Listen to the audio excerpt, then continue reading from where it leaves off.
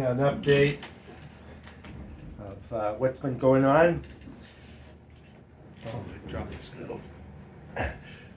this little adapter. I'll need it later.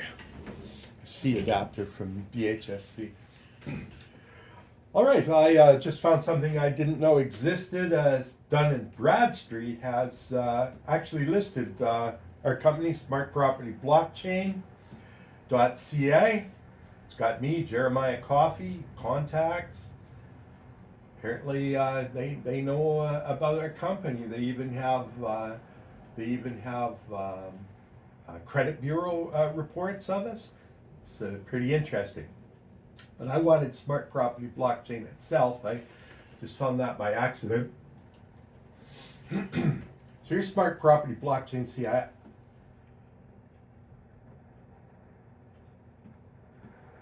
and I don't like this new browser extension, this eco thing, because I should have front and center right up here, like say over here, for example. This is the first thing people should look at. They should see the verify that GoDaddy. I pay for an extra SSL certificate. Pay $120 a year for that certificate. I have a real go around, not just with them, but with Norton down here. With Norton, it took me a year and a half to get Norton to give me a green star of approval and a check, because even though I had an SSL certificate, because I had blockchain in the name of the company. So this is our website. This is the new page, Design a Forum. This is going to be open to the public to find out what we're doing. There's many avenues of activity. There's fundraising, there's code development, procurement of parts, development of the different implementations of the Earth Station wallet.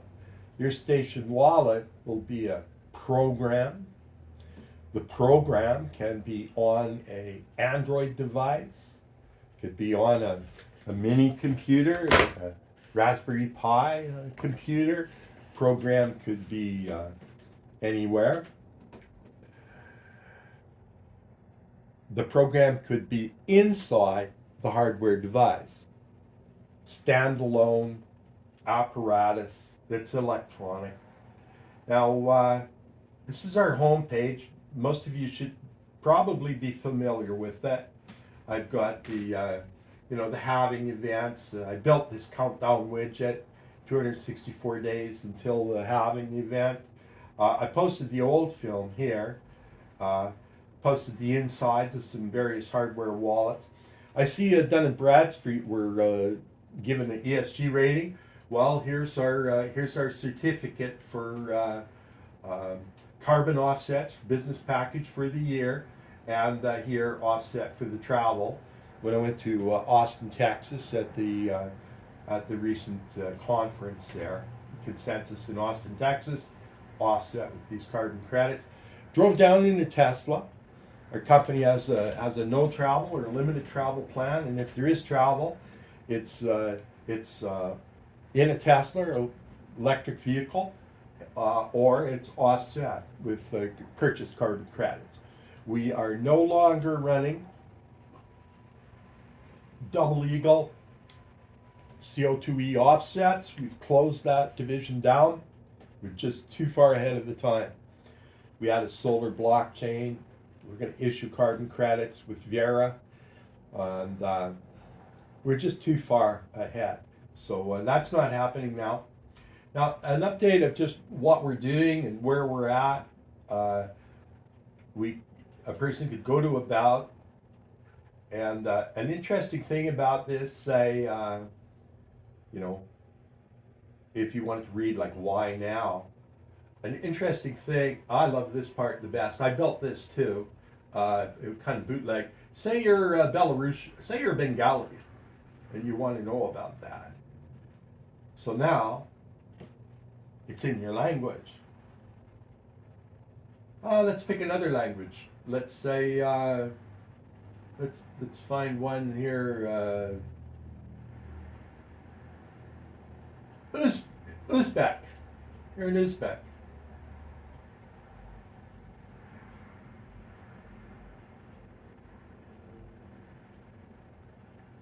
Let's find Chinese. Some type of Chinese. Well, Swedish, no, let's say Chinese. Zulu. My goodness. Never left Zulu. Oh, look at that. So anyway, any language is available here. And we got Canadian. Hardcover, 23 Canadian. It's paperback, 14 Canadian. And 541 on Kindle. And it's been made into an audiobook. And this was very interesting here about Trudeau's response to the truck strike in Ottawa. And this Freedom Convoy used to say something different. And I moderated my tone and cut him some slack because the inquiry found that there was, it was a very close call, but that he was justified in what he did. So I'll let that go. This is very interesting. Cybersecurity and ransomware. You can listen to these. Chapter 7. Understanding and defending against ransomware attacks. Ransomware is a type of malware that encrypts a victim's files and demands a ransom payment in exchange for the decryption key. These attacks have become increasingly common and sophisticated, posing a significant threat to organizations of all sizes. One of the biggest risks of a ransomware attack is the potential for significant business disruption. So that's ransomware, blockchain alternatives, the wacky world of meme coins. Chapter 5. A journey through the wacky world of meme coins. Dogecoin is a cryptocurrency that was created in 2013 as a joke, inspired by the popular Doge internet meme. The founders, Billy Marcus and Jackson Palmer, decided to create the coin to poke fun at the proliferation of So this is my second book on Bitcoin. Bitcoin Billionaire was my first book, and it's still pertinent. I have a lot of these. I'll be giving them away as prizes lately. A Norton, they've been scanned by Norton. There's a 207-page PDF and a full 6.3 hour audio book. As an MP3 file, you just plug it into the USB. I still have lots of these as promotions, and anyone who wants one can just give me your address in the comments, and I'll mail you one of these because they're light and they can be mailed. So here I talk of open source, and I say it's the hardest thing for people of my generation to understand. And this is the other book is written for people in the boardroom who are likely of my generation. It's the concept of sharing your code, which, as you can see, I'm doing here. Although I'm somewhat suspicious of the way Microsoft bought Git, and I'm not on GitHub, and I don't have a Discord, and we're making a hardware wallet, and a hardware wallet is a high security item. But I've got Spy versus Spy, a Trustless Society, Octung Minen, mistakes to avoid. 16. Mistakes to avoid. The most obvious big mistake would be the most tragic. Do not let yourself become so confident in your investment decisions that you take unnecessary large financial risks, such as buying more crypto than you can afford. Never get so enthused, blinded by greed, that you take out a loan or a second mortgage to buy crypto, or mining hardware, or tokens, coins, shares, or stock in any crypto venture, regardless of how safe that it looks, or the potential life-changing rewards that might flow from the investment. Don't rush in after a big run-up in price and buy at top dollar. Don't buy any coin just because it is cheap. Don't automatically believe everything that you read or hear on the internet. Don't panic and sell off assets that took you a long time to acquire because you fear a crash. This is my book, Fetches of Water. It's my first novel, Uh, it's kind of a Canadian prepper. During a future global water crisis, China and the United States try to seize Canada's water. Can the Prairie Resistance fight back and win? Fetches of Water, The Panda Polar Bear War, a new eco-fiction thriller. And this is interesting. So we can bring this over. In Fetches of Water, this is Bitcoin billionaire in Chinese. In Fetches of Water, the evil General Chang Lu keeps 87,726 Bitcoins in his little treasure Model T. He got them from, he was in charge of One Belt, One Road in Africa, and he was just plundering. He was in the ivy trade, he was in gold, the illegal gold and diamonds. He plundered Africa. He was the head Chinese general, and he came to Canada as an invasion force. He invaded Canada, took over the prairie provinces, set up shop, started collecting rent from everyone. You just put soldiers in the lobby of every apartment block in Canada and said, you pay your rent here. Put a ATM in every lobby of every apartment block, and you could get your Chinese money. So you go to in the lobby, you go to the ATM, you put in your Canadian debit card, you'd be issued Chinese 100 yuan notes, which you would give to the guards at the in the lobby of your hotel, of your apartment.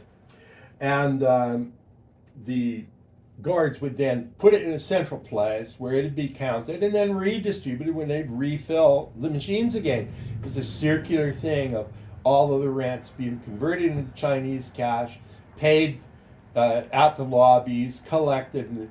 And there's some interesting things where you view cash much differently after you've seen these truckloads of cash moving around Calgary in particular. So the RCMP, they hack this device, and they do it by having a very identical looking unit. So one of the features of our wallet is you can tell at an instant if it's your unit or not. Every unit is not identical, because what they did was they give him a fake unit. He tapped in the number, nothing happened, but now they had the number. Then they had to wait because they couldn't get through his phone. As soon as he made a telephone call, he's flying over Ottawa, he's got the gold, he's escaped with everything, tries to snub Sheila Thompson, he's flying over Ottawa, he calls her on his phone, Sheila, she's a member of the Green Party and the Prime Minister of Canada, and she's done a good job. She's actually chasing him out of the country. But what he doesn't know on his escape plane is RCMP officers. They just snatched the phone out of his hand. Now they got the code. They can do the two-factor verification. They seize all of the money and they give it back to the Africans. And it talks. This is just Chinese water trucks. In the Great Parade on the 7th anniversary, they had fleets of these water trucks. In that parade, there were many, many water trucks. And in my book, they're bringing these tanks to Canada. So it's on Audible. It's available as a hardcover and a soft cover, and it's an excellent read.